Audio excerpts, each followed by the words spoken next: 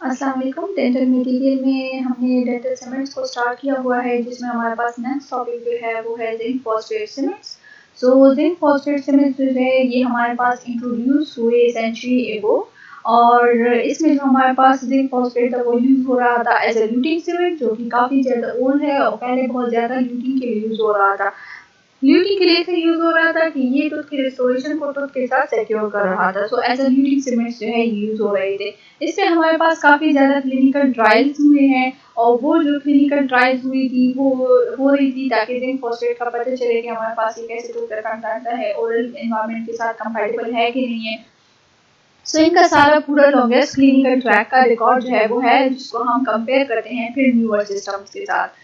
अच्छा, zinc phosphate cement के लिए जो हमारे पास अदर सिनोनिम जो है वो यूज हो रहे थे, या नेम्स कह लें, ठीक है, एज सिनोनिम जो यूज हो रहे थे वो क्रोन सैंडविच यूज हो रहा था, और जिंक ऑक्सीफॉस्फेट भी इसके लिए यूज हो रहा था, जिंक फॉस्फेट सीमेंट के लिए, ठीक है, ये इसकी सिनोनिम्स है। अच्छा, जिंक फॉस्फेट सीमेंट जो है, अगर हम इसकी कंपोजिशन की बात करें तो ये भी हमारे पास पाउडर और लिक्विड फॉर्म में पड़ा है। तो जो इसका पाउडर फॉर्म है, इसमें हमारे पास zinc oxide, magnesium oxide, oxides of bismuth, calcium and barium और सिलिकॉन डाइऑक्साइड, ये सारी चीजें हैं, ठीक है।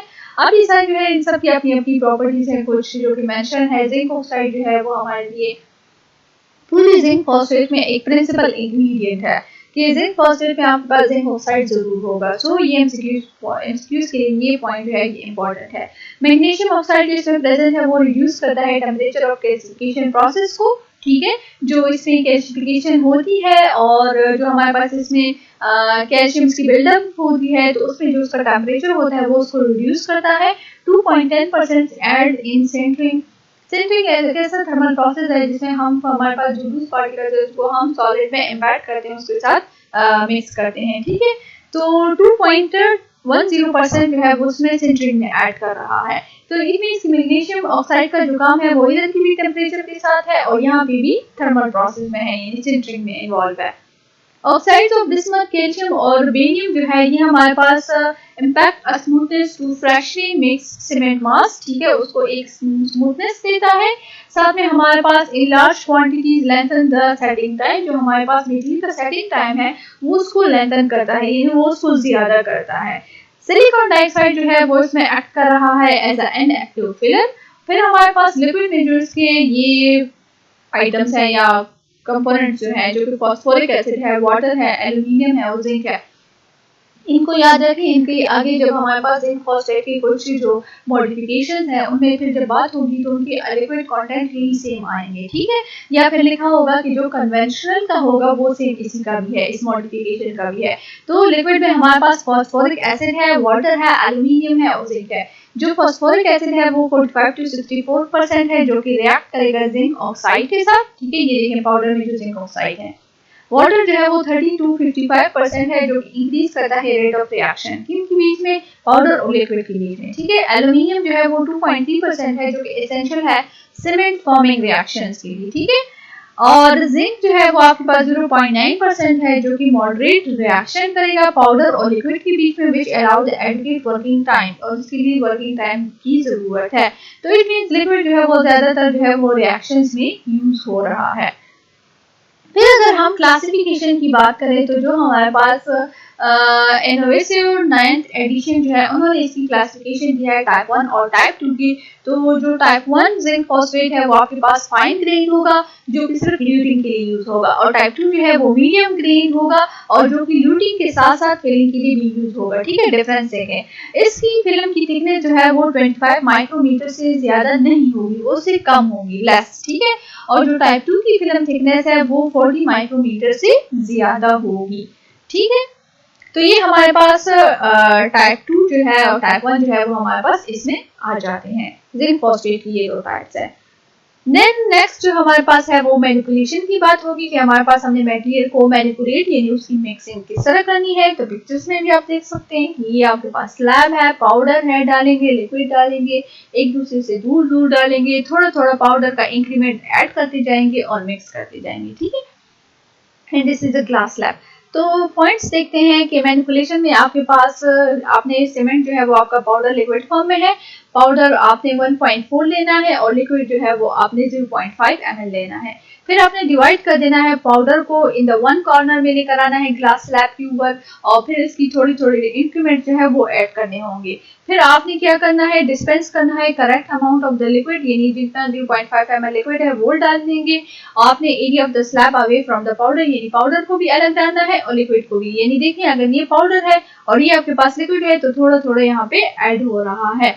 Then dispense the अच्छा ये हो गया। I add the powder to the liquid in a portion at 15। आप पाउडर का जो है पोर्शन वो थोड़ा थोड़ा ऐड करते जाएंगे विद 15 सेकंड इंटरवल्स पे, यानी 15 सेकंड पे थोड़ा ऐड किया, फिर दूसरी 15 सेकंड पे थोड़ा ऐड किया, ठीक है। और इस तरह आपने इसकी फिर मिक्सिंग टाइम जो है टोटल कितना है वो 60 to 120 सेकंड्स तक हमारे पास इसका मिक्सिंग टाइम है। Then mix it over a large area of the slab with a flexible metal spatula। आपने फिर क्या करना है, स्पैचुला उठाना है, उसके साथ वो पाउडर और लिक्विड जो था उसको मिक्स करती जाएंगे, ठीक है। ये देखिए यहाँ पे लिक्विड डाल रहे हैं, यहाँ पे पाउडर डाला होगा। अब ये देखिए स्लैब है, ये स्पैचुला है, उसको वो कैसे मिक्स कर रहा है, यहाँ पे ये डायरेक्शन देखिए किस तरह पकड़ा हुआ है। सो आपने large area of the slab पे with a flexible metal spatula पे मिक्स करना है।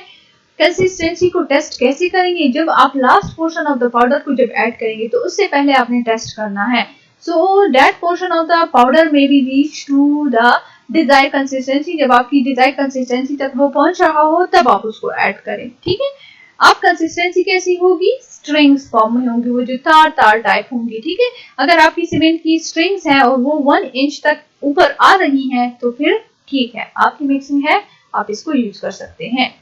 अच्छा, कुछ इंपॉर्टेंट पॉइंट्स है, क्या नोट करना है कि आपका जो पाउडर लिक्विड रिएक्शन है वो किस चीज पे एक्सेलरेट होगा, हीट की प्रेजेंस पे, यानी आपका रिएक्शन जो है वो एक्सोथर्मिक फॉर्म में है, ठीक है। अच्छा, इसके अलावा हमारे पास लिक्विड जो है वो कंसिस्ट करेगा, इसमें डाइल्यूट फास्फोरिक एसिड है जो कि स्टार्ट में हम पढ़ चुके हैं। फास्फोरिक एसिड हमारे पास लिक्विड में प्रेजेंट है, लेकिन अगर हमारा लिक्विड कंटेंट जो लिक्विड पार्ट है या बॉटल है उसका, वो अगर ह्यूमिड एनवायरनमेंट में एक्सपोज है तो वो आगे जाकर वाटर को एब्जॉर्ब करेगा या उस एनवायरनमेंट में वो वाटर को एब्जॉर्ब करेगा। लेकिन अगर आपका यही लिक्विड बॉटल जो है या लिक्विड कंटेंट है वो ड्राई एनवायरनमेंट में पड़ा है तो वो वाटर को वहां से लॉस करेगा, क्योंकि हमने क्या कहा कि हमारे पास लिक्विड में तो फास्फोरिक एसिड भी है, वाटर भी है, एल्यूमिनियम भी है और जिंक भी है। तो जो वाटर कंटेंट है वो अगर ह्यूमिड एनवायरनमेंट में पड़ा है तो वही लिक्विड से वाटर जो है वो रिलीज होगा, वो सारा खत्म होगा अगर ड्राई में है, ठीक है। लेकिन अगर ह्यूमिड में है तो वही वाटर जो है वो बाहर की एनवायरनमेंट जो ह्यूमिड एनवायरनमेंट है जिसमें मॉइस्चर है वो उसी को फिर से एब्जॉर्ब करेगा, ठीक है। तो ये जो है हमारे पास फिर सीमेंट की जो अपनी प्रॉपर्टीज है उस पर इफेक्ट डालेगा और उसमें चेंजेस आ सकती हैं। अच्छा, फिर हमारे पास जिंक फॉस्फेट जो सीमेंट है इनके लिए एक टेक्निक है which is the frozen slab technique. Frozen slab name show कर रहा है कि यहाँ पे आपका जो ग्लास स्लैब है उसको आपने फ्रोज करना है या फ्रीज करना है या इसको फ्रिज में रख के उसको कूल करना है, उसका 21 डिग्री टेम्परेचर होगा, ठीक है। और उसके बाद फिर आपने उसको यूज करना है फॉर द मिक्सिंग, यानी मिक्सिंग से पहले आपका स्लैब जो है वो कोल्ड हो, वो उसको फ्रीज किया गया हो पहले से। सो टेक्निक में हमारे पास पॉइंट्स है कि practical way to increase the working time and reduce the setting time, कि हमने वर्किंग टाइम को इंक्रीज करना है और सेटिंग टाइम को डिक्रीज करना है, यानी आपकी मिक्सिंग का टाइम ज्यादा हो जाए और जब वो सेट हो रहा हो तो वो टाइम जो है वो काफी मतलब उसमें वो टाइम ले कि सेटिंग उसकी जल्दी ना हो, तो उसके लिए फिर हम ये वाला टेक्निक यूज करते हैं, ठीक है। अगर एमसीक्यूज है कि आपके पास ऐसी टेक्निक जिसमें आप वर्किंग टाइम को या ऐसा वे कौन सा है जिसमें आप वर्किंग टाइम को इंक्रीज कर सकें और सेटिंग टाइम को डिक्रीज कर सकें, तो आपके पास ऑप्शंस आ सकते हैं जिसमें आपके पास फ्रोजन स्लैब टेक्निक जो है वो इसके लिए यूज होता है। 50% इंक्रीज पाउडर लिक्विड रेशो इसमें इंक्रीज यूज होता है और मिक्सिंग जो है स्लैब की वो जो स्लैब है वो 21 डिग्री सेल्सियस पे फ्रीज हुआ हो। इफेक्टिव तब होगा जब आप इसमें multiple castings are to be cemented, आप इसके लिए ये काफी ज्यादा इफेक्टिव है फ्रोजन स्लैब, यानी आप जिंक फॉस्फेट को जो इस पे आप मिक्स कर रहे हैं वो आगे जाकर आपके लिए अच्छी सीमेंटिंग देगा। एक्सेस सीमेंट को भी हम इजीली क्लीन कर सकते हैं फ्रोजन स्लैब से, but decrease in compressive strength, लेकिन जो आपकी मटेरियल है उसकी कंप्रेसिव स्ट्रेंथ को वो डिक्रीज कर लेता है, ठीक है। अच्छा, फिर हमारे पास सेटिंग रिएक्शंस की बात हो रही है, तो सेटिंग रिएक्शन इस तरह के हम स्टार्ट में कहा कि in the presence of heat होगा, एक्सोथर्मिक है, तो पाउडर और लिक्विड को हमने मिक्स करना है। हमारे पास जो फॉस्फोरिक एसिड है, ठीक है, वो हमारे पास लिक्विड का वो अटैक करेगा सरफेस पे, वहां पे हमारे पास जिंक और एल्यूमिनियम की जो आयंस है वो रिलीज होंगे, वो रिएक्ट करेंगे फॉस्फोरिक एसिड के साथ। यहाँ पे फिर से मेंशन है कि एल्यूमिनियम और जिंक जो है वो रिएक्ट करेगा फॉस्फोरिक के साथ, जिंक एल्यूमिनियम फॉस्फेट जेल बन जाएगा जो कि सराउंड होगा विद अनरिएक्टेड पार्टिकल्स। ठीक है, तो ये हमारे पास बनेगा। अब जो सेट सीमेंट है, सेट सीमेंट आपका जो है, ठीक है, उसमें आपके पास अनरिएक्टेड जिंक ऑक्साइड पार्टिकल्स होंगे जो कि किस चीज में एम्बेडेड होंगे, वो आपके पास जिंक एल्यूमिनियम फॉस्फेट के अंदर एम्बेडेड होंगे। Water is critical to reaction, ठीक है, आपने वाटर की कुछ जो वाटर है वो आपने इसके साथ ऐड ज्यादा नहीं करना। अपना जो इसका लिक्विड है वो ठीक है, लेकिन वाटर को ऐड नहीं करना, मॉइस्चर या इस तरह की कंटेमिनेशन ना हो, वरना रिएक्शन जो है वो सेटिंग रिएक्शन डिस्टर्ब हो सकता है। प्रॉपर्टीज हमारे पास जो है जिंक फॉस्फेट की वो ये है कि इसकी कंप्रेसिव स्ट्रेंथ जो है वो 104 मेगापास्कल होगी, इसकी अपनी जो टेंसाइल स्ट्रेंथ है वो भी अच्छी है, 55 मेगापास्कल है।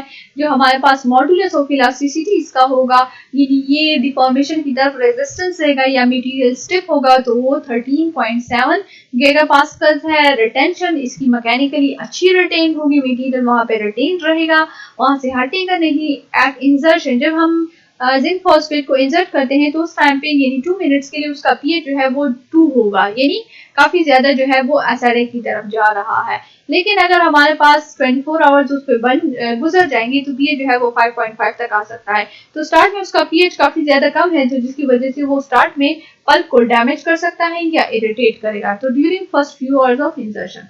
अच्छा, यहाँ पे देखिए इसका सेटिंग टाइम जो है वो 2.5 से 8 मिनट तक है, वर्किंग टाइम 5 मिनट्स है। आप 5 मिनट्स में उसको मिक्स कर सकते हैं, सेटिंग उसकी 8 मिनट तक हो जाएगी, और मेल्टिंग पॉइंट जो उसका है वो 1.5 से 2 मिनट तक है। ठीक है, अच्छा हम आ जाते हैं एडवांटेजेस की तरफ। तो हमारे पास जो जिंक फॉस्फेट सीमेंट्स है उसकी एडवांटेज ये है कि they are most popular for cast. आपने कोई भी कास्ट की रिस्टोरेशन करनी है, कोई भी कास्ट को, यानी आपने टूथ एरियाज की किसी भी टूथ एरिया को रिस्टोर करना है, कास्टिंग करनी है, क्रॉन्स लगाने हैं, उनकी सीमेंटिंग के लिए भी आप जिंक फॉस्फेट को यूज कर सकते हैं। ठीक है, तो उसके लिए सबसे ज्यादा यूज होता है।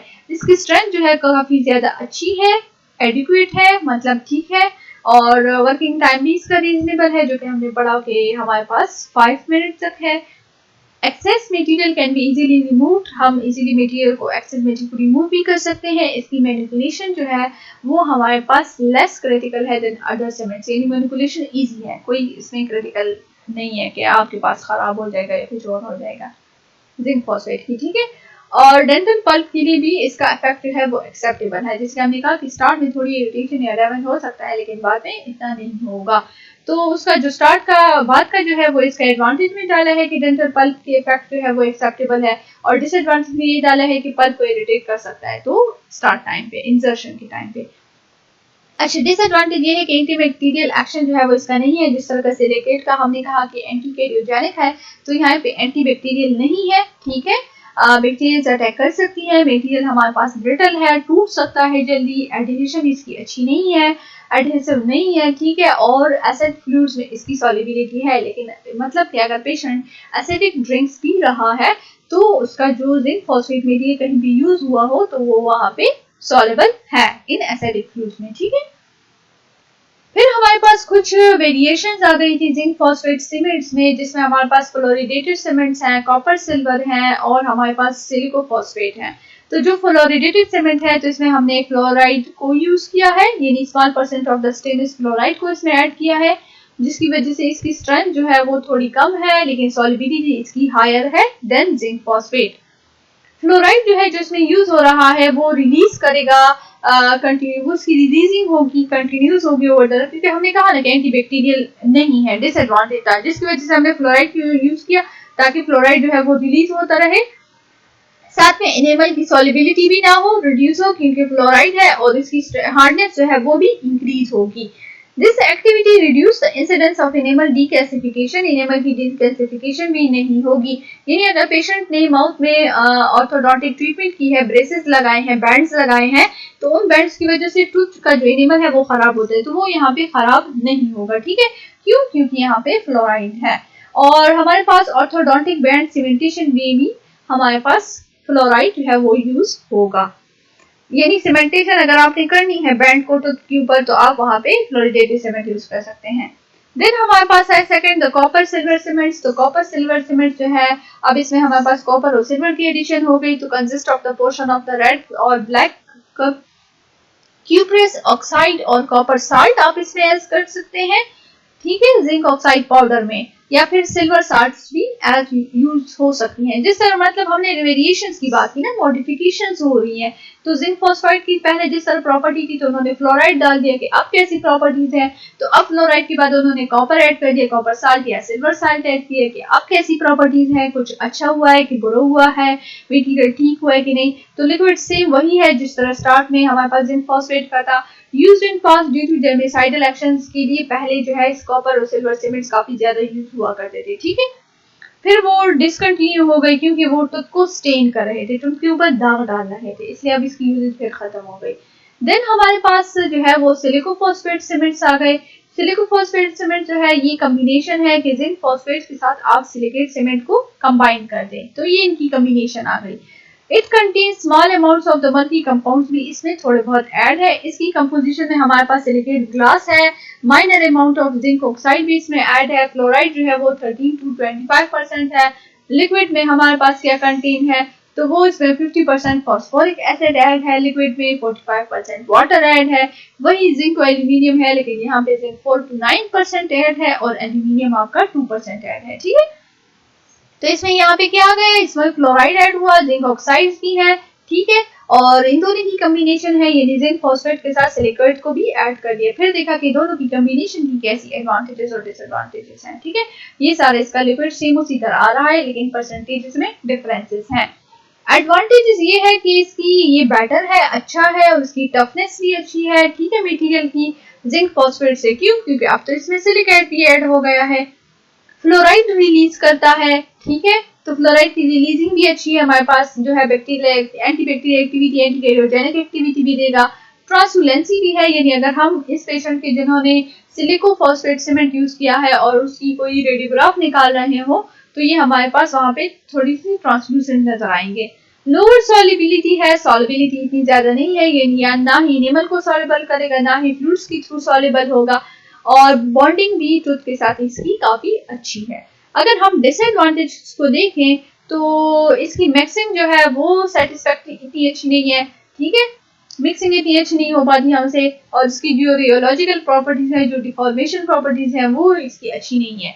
अच्छा, ये हमारे पास इसकी थिकनेस की अगर हम बात करें तो it leads to higher film thickness देता है, लेकिन अगर हम इस सीमेंट को यूज करें तो इसकी थिकनेस जो है वो फिल्म की थिकनेस हाई आएगी। साथ में ये थोड़ा बहुत पल्प को भी इरिटेट कर रहा है, so this is the disadvantage.